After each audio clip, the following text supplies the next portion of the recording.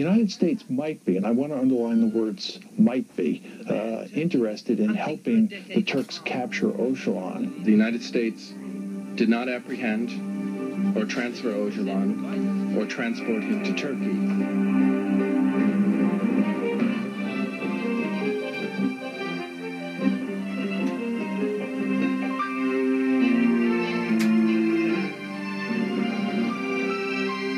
This is Chicago Tonight, Wednesday, February 17th, 1999. Good evening, I'm John Callaway, and welcome to Chicago Tonight. Kurdish demonstrators at the Israeli consulate in Berlin were killed, and Kurd demonstrations across Europe and in Canada continue today, following the capture by Turkey of Kurdish rebel leader Abdullah Öcalan. CNN reports tonight that Turkish military units have launched assaults against Kurdish locations in northern Iraq. Why this global reaction to the arrest of a Kurdish rebel leader? With 25 million people, why are the Kurds the largest stateless people in the world? How does the United States figure in this story? Our guest will provide analysis of those questions, an update on the peace talks dealing with Kosovo, and the latest on the very dangerous situation in Russia, after this background report from Chicago Tonight correspondent Elizabeth Brackett. Most Americans have never heard his name, but the arrest of this man, Kurdish separatist leader Abdullah Öcalan, seen here in Turkish intelligence tape, set off a storm of protest around the world.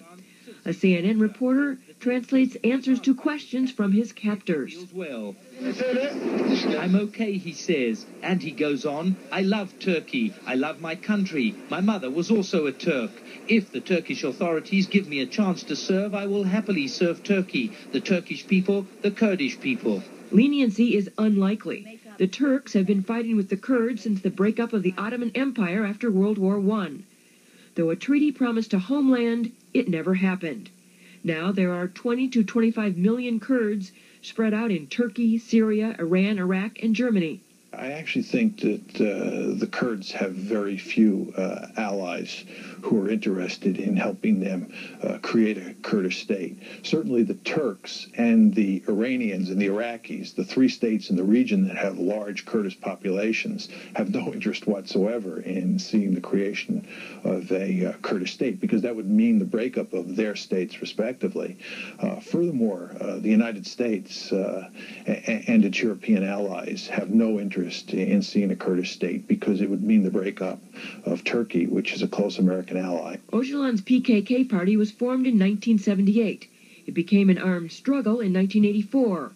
Öcalan had been running the guerrilla war from Syria, but was forced out last year. He was hiding out in the Greek embassy in Kenya on Monday when he was taken on the way to the airport.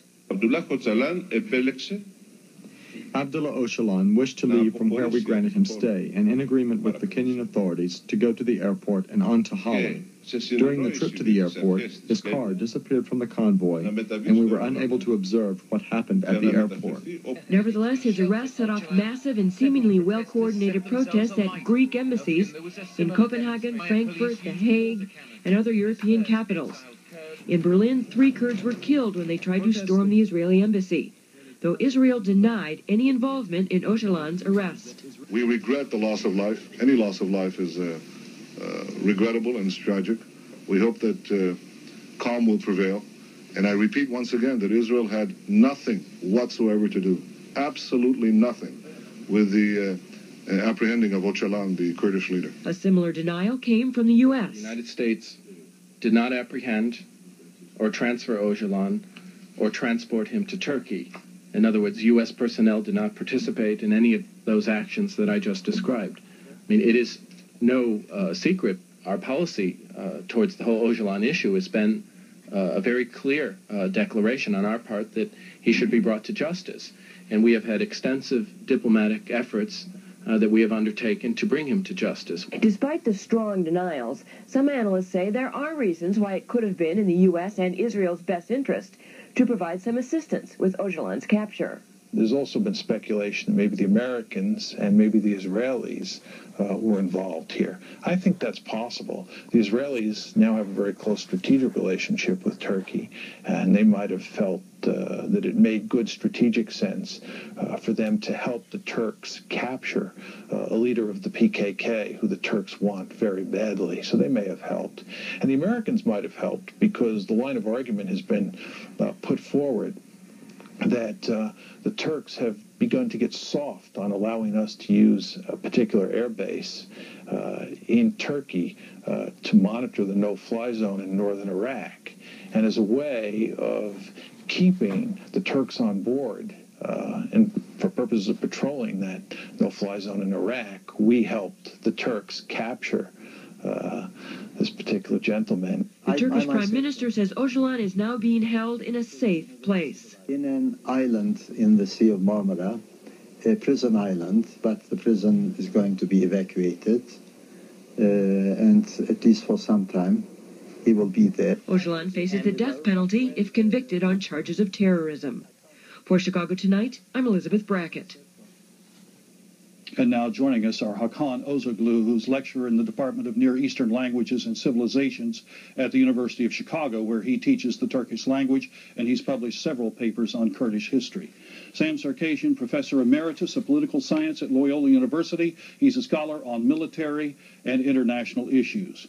Andrew Wachtel, Research Professor in Literature and Chair of the Department of Slavic Languages and Literatures at Northwestern University. And his most recent book is Making a Nation, Breaking a Nation, Literature and Cultural Politics in Yugoslavia. And Helen Teplitskaya, president of the Russian and American Eurasian Chambers of Commerce and Industry, and she's assistant professor of information management education at the University of Illinois. And welcome all to Chicago Tonight. And perhaps you can tell us about this story, because I think so many people were surprised. They don't know who this Kurdish leader is. They don't know why this happened at this time. And they're shocked at the tremendous spread of demonstrations and riots all over Europe upon his capture. Who is this man and what's the story? Well, let me take you a little back further in history, because we should, as a historian, I feel the need to put this into a historical context. When we talk about Kurdish nationalism, in my opinion, and according to my research, it originates from the end of World War I, when the Kurds were promised at the end of World War I by Treaty of Sevres in 1920, that in fact it goes as the Kurds, if they desire to be independent from Turkey, if the Council, meaning the League of Nations, decides that they're capable of governing themselves, Turkey should not react to this decision.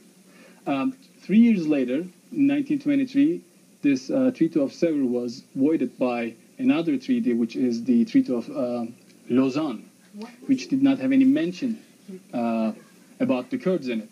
So Kurds, after that, felt betrayed. And this is the origin of the problem, actually, that not very many people actually touch on it. Where, if there had been a Kurdistan, a state, where would it have been? Well, according to the Kurdish scholars and the Kurdish point of view, it was definitely a region in the 16th century. It was defined in one historical sources written by a Kurd in Persian. That starts from the Gulf of Hormuz, Gulf of Basra, goes up to the central Anatolia, and goes to the Azerbaijan in a triangle. But it has been modified throughout years to change to a point that you demonstrated, you put in your cameras. But it is changing. Let me go one step further, if you allow me, from World War I to the next step, before we understand what's happening today.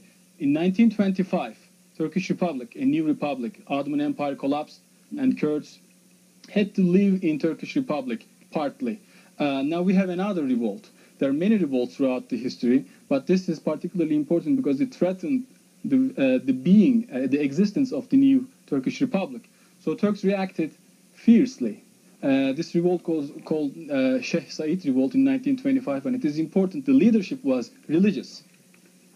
Now, the first revolts always led by the notables, Kurdish notables. This is the second revolt, second most important revolt that led by religious authorities. But in 1970, when PKK emerged, now we see the PKK went quite different from any predecessors. The PKK is a Marxist, left-leaning, Marxist radical group led by the man who was just arrested, Öcalan. Abdullah Öcalan. But we have to, again, keep these things into consideration that actually PKK originates from 1974, not 78, under a different name. Well, but this is getting too technical. I think the point. Now, bring us up to date. Why the capture now? How long? I mean, this fighting has been going on for 15 years, 30 to 37,000 deaths. Why now the capture? Well, this fighting has been going on for a very long time, not just 15 years. There were a lot of revolts in Turkey, but this fighting, referring to specifically the PKK movement, started in 1984, yes, in 15 years. Okay. Well, the world is changing. There are a lot of things are changing in the world right now. What's happening in Afghanistan might have some effect in it. What's happening, the relations between United States and Iraq has a lot to do with it. And Bin Laden's movement has a lot to do with it. I believe United States wanted to show, in my opinion, friendship to Turkish government to locate where Abdullah Öcalan is, and probably after that. In gratitude for the air base provided to the United States for quite possible. We don't know exactly controlling the no-fly zone in Iraq. Mr. Wachtel, what's your take on this story? Well, the thing that interests me about this story is how it's the reverse mirror image of what's going on in Kosovo, where exactly at this moment we're having a peace treaty. Supposedly, we're forcing a peace treaty with exactly the opposite result. So in Turkey, in Turkey you have a rebel group that wants to become independent, that uses violent means to do so, and they are being suppressed with our help. Right now, economically, will allow, it is dangerous, but if you isolate... Is that the Russian military is certainly not a monolith. Serious weapons to Serbia right now. Our Chicago Tonight program tomorrow evening at 7 and 10, when I interview the 1999 candidates for mayor of Chicago, the incumbent mayor, Richard M. Daley, and his opponent, Congressman Bobby Rush. That's separate one-on-one, back-to-back interviews with Mayor Daley and Congressman Rush tomorrow here on Chicago Tonight. I'm John Callaway. Thank you, and good night. And at least they can't sell those. Is Mr. Friedman on to something? Because a few days ago they said they were going to support troops down. They must have gotten something. Which sort of makes things a little bit easier. But the fact is we will have U.S. troops there. What do you think the prospects are for peace, real peace? Well, there are no prospects for real peace, but there's a prospect for ceasefire. Stability or generate the lack of stability. To be completely overt about it, I mean. But we're doing nothing in Central Africa. And, well, according to Turkish penal... It's going to be, in this post-Cold War era, it's going to be very, very murky. But now the Turks have this man. And there is, the problem is that they could execute him, and then what we have seen in just the last 48 hours, I assume, could break out again all over the world. I mean, there is a tremendous Kurdish representation in Europe. Yes, well, both sides, Turks and Kurds, are very emotionally involved in this. And, well, according to Turkish penal code, it is very likely that Abdullah Öcalan might be punished, sentenced to be executed. Yes, well, it's possible. But it's basically in Turkey, this is the, in Turkey, soon we're going to have elections. Now, new government will come to power. Yes. So, on the one hand, Turkey's relations with the West, on the other hand, internal pressure.